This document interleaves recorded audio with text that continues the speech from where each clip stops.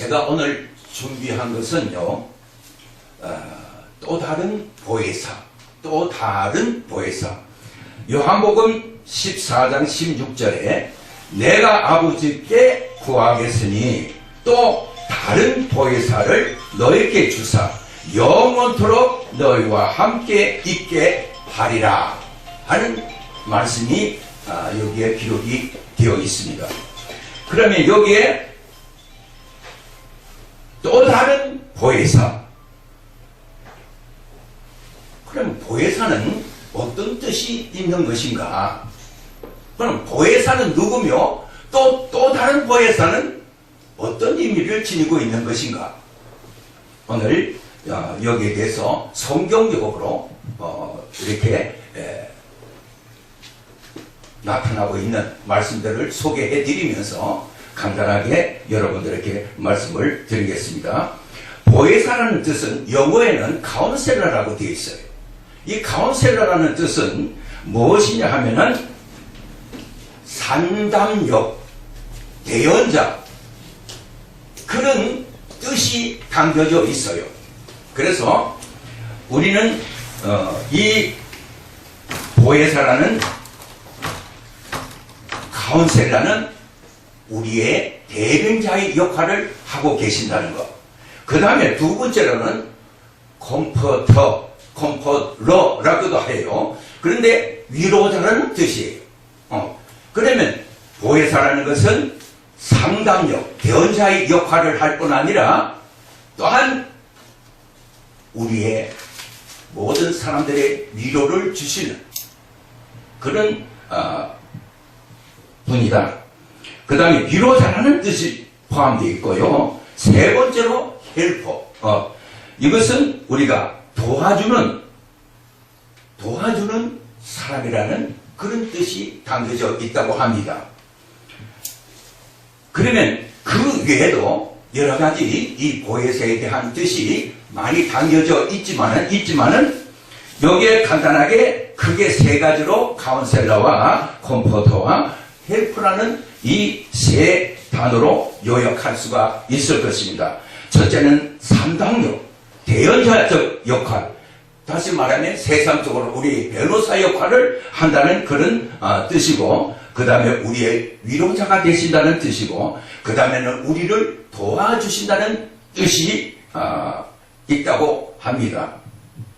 그 다음에 요한복음 16장 14절에 보면 그가 내 영광을 나타내리니 내 것을 가지고 너에게 알리겠음이니라.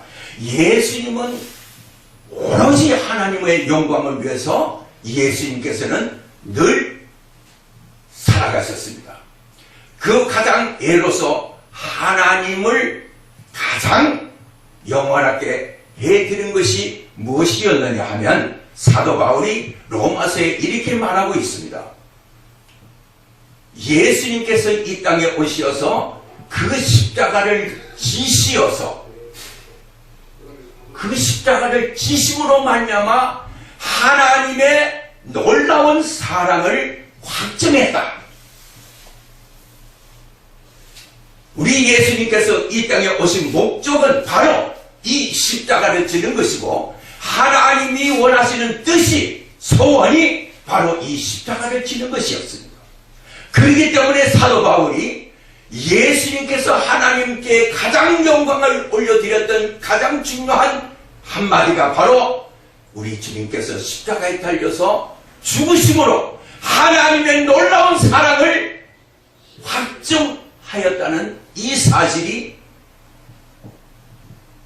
예수님께서 가장 큰 하나님의 영광을 올려드렸던 위대한 일이었습니다.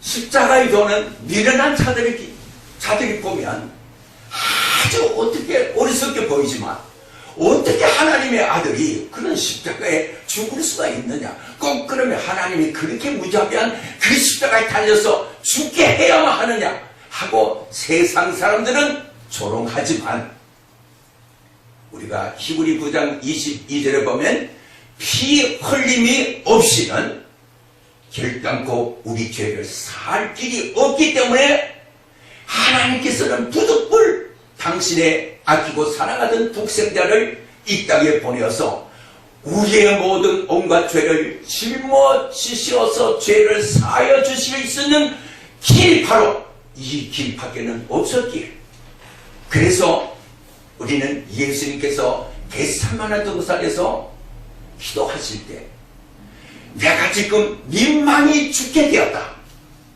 그 민망히 죽게 되었다는 그 뜻 속에는 온갖 어려움이, 주님의 그 십자가를 바라보며 고뇌하는 그 모든 고통이 그 민망히 죽게 되었다는 그 의미 속에 여러 가지로 포함이 되어 있어요.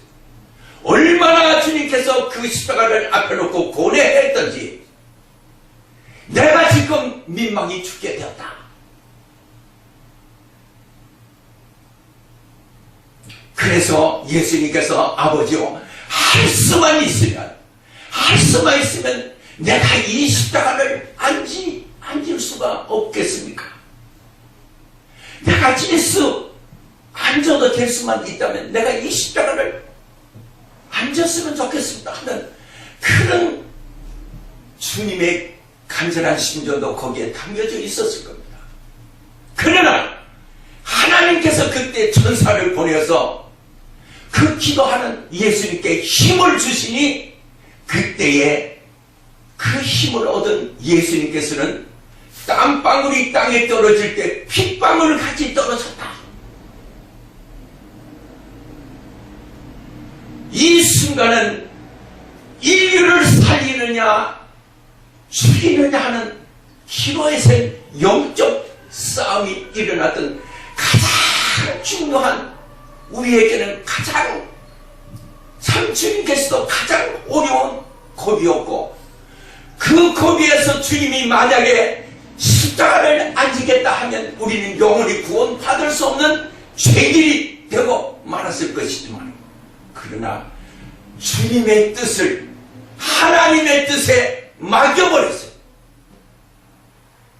아버지의 소원이 내가 십자가를 져야 된다면, 내가 십자가를 져서 이 모든 인류를 구원할 수 있는 길이라면, 내가 아버지의 그 소원대로 아버지의 뜻의 모든 것을 내가 순종하겠습니다.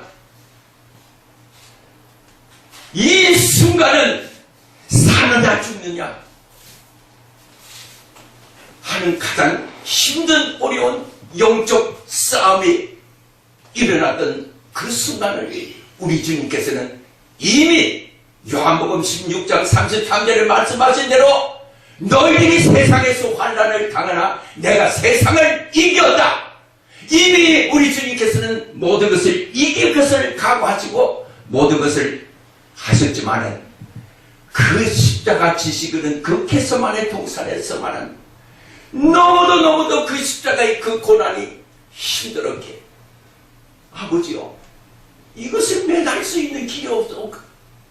그러나 아버지의 원이라면 이 뜻을 내가 다 하나님의 뜻에 내가 맡깁니다 하고 순종하였던 이 주님.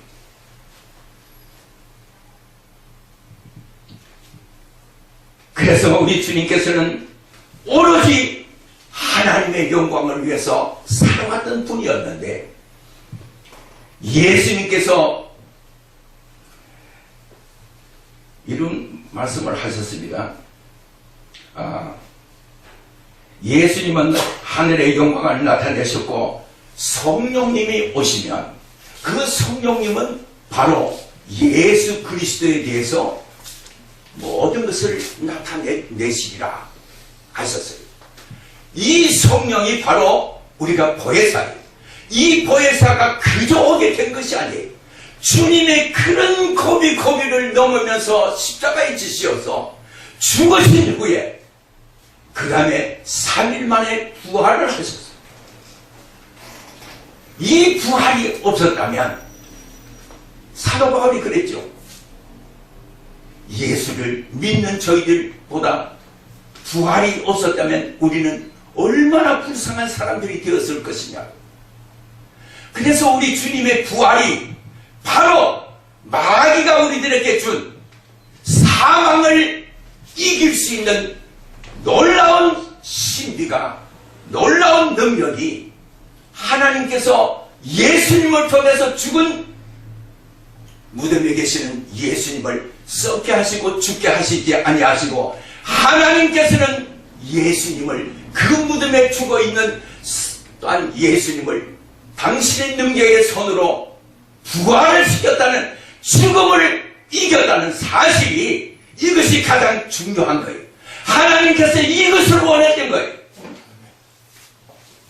만약에 이 부활이 없었다면 사도 바울처럼 우리처럼 불쌍한 사람이 어디 있겠어요? 그러나 주님의 그 십자가 부활 때문에, 그래서 나는 이제는 예수님을 증거하려면 나는 주의 그 십자가에 달려 죽으신 후에 주님의 그 부활, 주님의 그 십자가에 달리신 그 십자가 외에는 내가 자랑할 것이 없다. 내가 전할 것이 있다면 십자가의 복음을 전할 길이밖에 없다. 이 십자가의 복음이 바로 뭐냐? 우리 주님께서 십자가에 달려서 죽으시고 그 다음에 부활하신, 그 다음에 우리 주님께서는 다시 오시리라고 또 약속을 하셨어요. 그래서 그 십자가 지시기 전에도 예수님께서 사도행전에서 우리에게 뭐라고 말씀을 하셨느냐 하면, 내가 고난을 받아야만 된다고 그랬어요. 그 고난이 뭐냐? 우리가 요한복음 16장에 보면은 이런 말씀이 있어요. 요한복음 16장에 보면은 내가 실상을 말하노니, 내가 실상을 말한다. 내가 떠나는 것이 너희들에게 유익하리라. 내가 떠나지 아니하면 보혜사가 너에게 오지 아니한다 그랬어요. 그러니까 주님의 그 고난에 우리가 주신 그 고난으로 이루어진 이 보혜사 또 다른 성령은 예수님이 전에 있던 그 베드로나 12제자들이 따라다니면서도 그렇게 내가 누구냐 하고 또한 베드로에게 물었을 때 주는 그리스도시요 살아계신 하나님의 아들이라고 그렇게 고백하는 그 베드로 자신도 예수님이 십자가에 지기 전에는 예수님을 부인하고 다 배신하고 다 도망가 버렸어요. 그런데 예수님께서 사도행전 1장에 보면은 너희들이 예루살렘을 떠나지 말고 내가 약속한 성령을 기다리라. 내 날이 못 되어서 그 성령을 허락하여 주시리라 하는 약속을 하시면서 주님은 떠나가셨어요. 그때 120문도가 마가다라 땅에 모여서 합심해서 기도할 때에, 그때 그 사람들이 생각지 못했던 놀라운 성령의 은혜가 거기에 나타났던 것을 우리가 볼 수가 있어요. 사도행전 2장 1절에 보면은 거기에 성령이 불의 혀와 같이 또 바람과 같이 한 사람 한 사람에게 그 놀라운 성령의 은혜가 함께 하여 주셨던 것을 알 수가 있어요. 그래서 그 한 사람 한 사람들이 다 그 성령의 은혜를 받고 보니 완전히 옛날에 사도들이 아니라 완전히 바뀌어진 사도들이 되어서 나아가서 그 절개 모인 모든 사람들에게 설교를 할 때에 그 유대인들에게 설교하면서 너희들이 십자가에 달아 죽인 예수 그리스도는, 너희들이 십자가에 달아 죽인 예수 그리스도는 하나님께서 썩게 하시고 죽게 하신 것이 아니라 하나님께서 살려주셨다. 부활하게 하여 주셨다. 그 부활의 증인이 바로 오늘 우리들이다 하고 담대하게 나가서 그 예루살렘의 그 모든 제사장들이나 그 모든 유대인이나 바리새교인들에게 담대하게 외쳤어요. 그때 유대인들 중에 이 설교를 듣고는 그러면 우리가 어찌하여야 될거 어찌할 거 하고 탄식을 할 때 너희들은 베드로가 그렇게 말했습니다. 너희들은 회개하라. 첫째 회개하라 그랬어요. 예수님께서도 처음 공생에 처음 나타나셔서 설교가 회개하라, 천국이 가까웠다. 하나님 나라가 가까웠다. 하나님 나라가 예수님 당시에는 화두였어요. 우리나라는 80년도는 민주화가 화두였지만 예수님 당시에는 하나님의 나라가 바로 화두로. 그래서 너희는 먼저 그 나라와 그 의를 구하면 모든 것으로 내가 너희들에게 더하여 주시리라. 그래서 이 성령을 받은, 또 다른 성령의 은혜를 받은 그 사도들은 하나같이 옛날에 부인하고 도망가고 비굴한 그런 죄자들이 아니라 이제는 자기들의 목숨까지도 아낌없이 모든 나라에 다니며 순교하며 자기의 목숨을 팔았던 것을 우리가 알 수가 있으며, 베드로는 심지어는 예수님은 바로 돌아가셨지만 나는 바로 돌아갈 수가 없다. 거꾸로 십자가에 달려 죽어갔던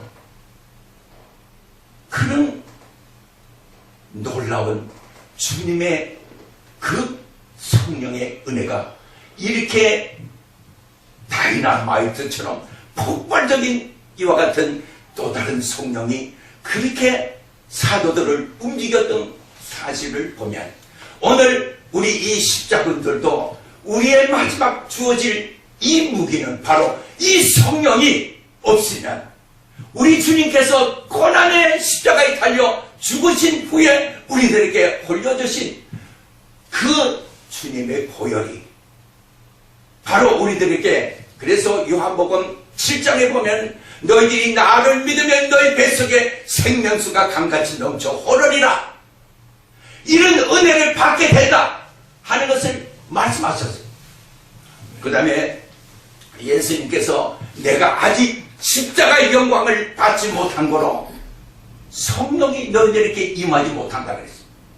이 또 다른 성령은 예수님께서 그 고난의 십자가에서 당신이 그 어려운 고통 속에서 다시 어둠 속에 들어가셨다가 부활하셔서 승리하심으로 그 죄들에게 말할 수 없는 용기와 힘을 허락하여 주셨던 오늘 이 보혜사는 바로 우리의 위로자가 되셨고 우리의 도우는 자가 되시고 또 우리의 카운셀러가 상담사가 되어주시는 이런 놀라운 성령님이 그 죄자들에게 함께 하였기에 오늘 그 성령의 은혜가 오늘날까지 이렇게 우리를 지켜주시고 보호하여 주셨던 그 하나님의 놀라운 힘이 오늘 우리를 오늘 이 자리에 있게 하여 주셨다는 것을 우리가 안다면 우리는 마지막 때 우리가 받아야 할 것은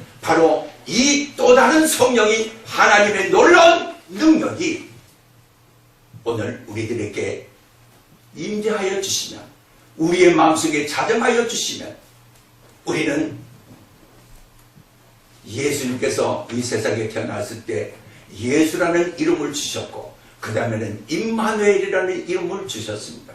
그래서 우리는 마지막에 임마누엘이 되어 하나님이 우리와 함께 하시는 자가 될 때 우리는 승리자가 될 것이고 승리하는 자는 하나님의 그 영광의 나라를 나의 것으로 상속을 받을 수 있는 놀라운 하나님의 자녀임을 이 정체성을 우리는 잊지 마시고 항상 주님의 그 성령의 은혜에 항상 우리는 함께 하시는 여러분들이 되셔서 마지막 이 십자군의 놀라운 사명을 이루어 가실 수 있는 저희들이 되었으면 좋겠습니다. 아멘. 아멘.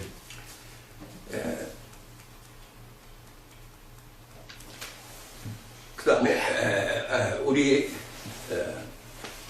정근호 목사님께서 나오셔서 축도해 주시겠습니다.